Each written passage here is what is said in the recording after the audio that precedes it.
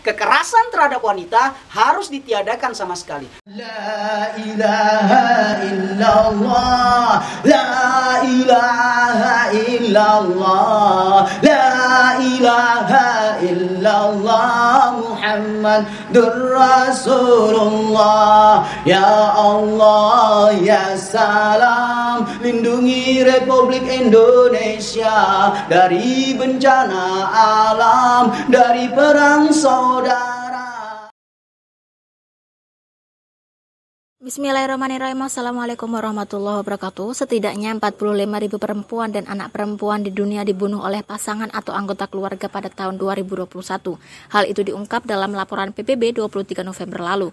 Ini berarti ada lebih dari 5 perempuan yang dibunuh anggota keluarga mereka setiap jamnya.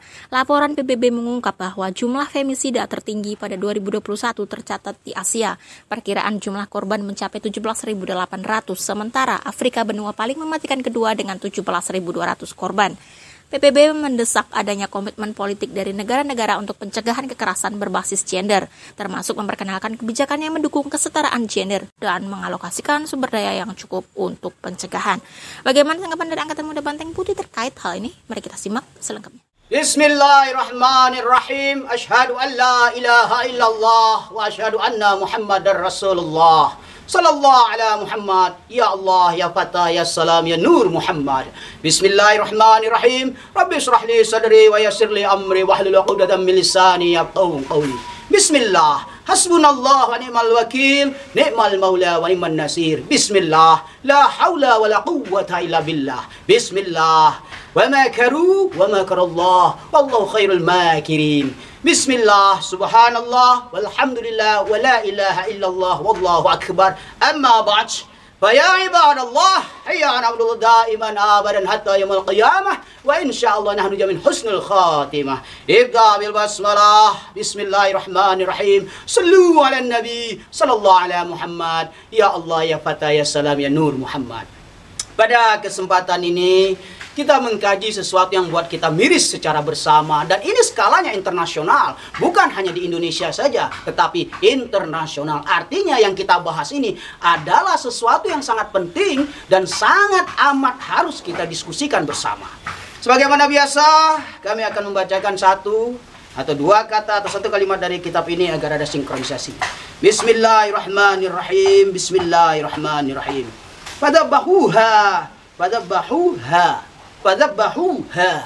Bil makna siapa yang dimarginalkan, siapa yang termarginalkan adalah kaum wanita, kaum perempuan dimarginalkan di dunia ini. Wabil khusus di Indonesia masih banyak wanita-wanita, perempuan-perempuan yang tertindas, yang terbelenggu hak-haknya. Ini harus kita pikirkan bersama, wabil khusus dalam pemerintahan Bapak Presiden Joko Widodo. Karena apa? Karena perempuan memiliki hak yang sederajat dengan lelaki.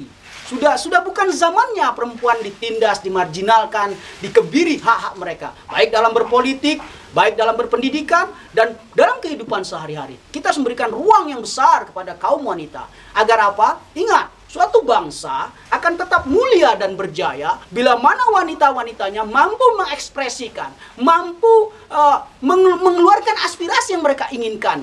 Maka negara atau bangsa tersebut akan lebih maju dan lebih maju. Karena apa? Karena wanita ataupun perempuan adalah ibunya bangsa.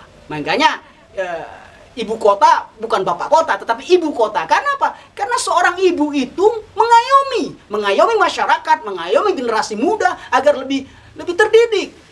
Dan kebanyakan anak-anak lebih dekat kepada ibunya daripada bapaknya. Itulah mengapa wanita harus kita muliakan di Republik Indonesia ini. Agar apa? Agar negara kita dapat ridha dari Allah Subhanahu wa taala. Subhanallah. Dan dalam terminologi Islam, bahwasanya surga itu di bawah kaki telapak ibu, bukan di bawah kaki telapak bapak. Kenapa? Karena kemuliaan seorang wanita adalah mulianya suatu bangsa. Oleh karena itu, bila ada negara yang tidak mampu memuliakan kaum wanita, maka siap-siap negara itu akan menjadi negara yang hina dan tidak ada pamornya di dunia internasional. Nauzubillah, summa nauzubillah. Kita berbicara tentang Indonesia. Bagaimana sikap Indonesia terhadap kaum wanita? Masih sangat miris. Walaupun kita sudah bersyukur, kekerasan terhadap wanita dan anak-anak perempuan di Republik Indonesia sudah berkurang. Tetapi yang kita inginkan bukan hanya sekedar berkurang. Kalau bisa ditiadakan. Kita harus memuliakan anak-anak perempuan, kita jaga istri kita jaga anak-anak perempuan kita jaga kaum ibu yang ada di seluruh Republik Indonesia ini. Berikanlah hak-hak mereka, utamakan hak-hak mereka. Seperti dalam fasilitas umum saja kita perhatikan bersama. Banyak di video-video yang viral itu, kaum wanita dibiarkan berdiri, tidak diberi ruang untuk duduk. Bayangkan, di mana moralitas seorang kaum Adam ataupun kaum lelaki? Banyak wanita yang berdiri dan kaum lelakinya duduk. Subhanallah. Disinilah rasa empati tidak ada dari kaum lelaki. Harusnya wanita diutamakan. Seharusnya kaum lelaki berdiri, mempersilahkan wanita untuk lebih duduk di tempat bangku yang ia duduki. Harusnya begitu. Nah, tetapi itu tadi, karena negara kita masih negara berkembang, bukan negara maju. Dan kita harus memaklumi itu. Oleh karenanya, kekerasan terhadap wanita harus ditiadakan sama sekali. Kalaupun ada konflik dalam rumah tangga, biasakan, budayakan berdiskusi. Ataupun pergilah sebentar, tunggu masalah redam dulu, baru didiskusikan. Jangan dengan kekerasan, tidak akan menyelesaikan masalah. Apalagi kekerasan dilakukan di depan anak-anak. Nauzubillah, semua nauzubillah. Membuat anak-anak kita trauma akan arti sebuah rumah tangga. Ada anak-anak yang tidak mau berumah tangga karena dia ketakutan, trauma di masa kecilnya. Bagaimana bapaknya memukul ibunya dengan kejam dan sadisnya. Sehingga ketika dewasa dia ketakutan untuk berumah tangga. Nauzubillah, subhanallah, nauzubillah. Oleh karenanya, dalam terminologi Islam, siapa yang memuliakan kaum wanita, maka dia telah memuliakan Allah itu sendiri. Subhanallah, betapa Islam menjaga harkat martabat wanita. Oleh karena itu, mari kita berikan ruang berpolitik kepada kaum wanita. Dan wanita di Indonesia harusnya bersatu. Jika terjadi kekerasan terhadap wanita, harus bersatu kaum wanita untuk melaporkan kejadian itu kepada pihak berwajib. Jangan diam saja. Oleh karenanya, mari sama-sama kita saling membantu, saling menjaga. Khususnya kaum wanita, saling berangkul, saling memegang tangan. Jangan sesama wanita saling bergosip, saling memfitnah. Hilangkan budaya memfitnah, hilangkan budaya gibah, menjelek-jelekkan tetangga. Tidak perlu seperti itu. Kita harus memuliakan tetangga kita, menjaga perasaan tetangga kita. Minimal, kalau tidak mau bertegur sapa, jangan mengganggu tetangga kita, apalagi sampai memfitnah. Nauzubillah, semua nauzubillah. Sebaik-baiknya muslim adalah muslim yang mampu menjaga perdamaian di lingkungannya, bagus lagi di negara kesatuan Republik Indonesia ini. Banyak kasus-kasus politik yang mengkriminalkan kaum wanita.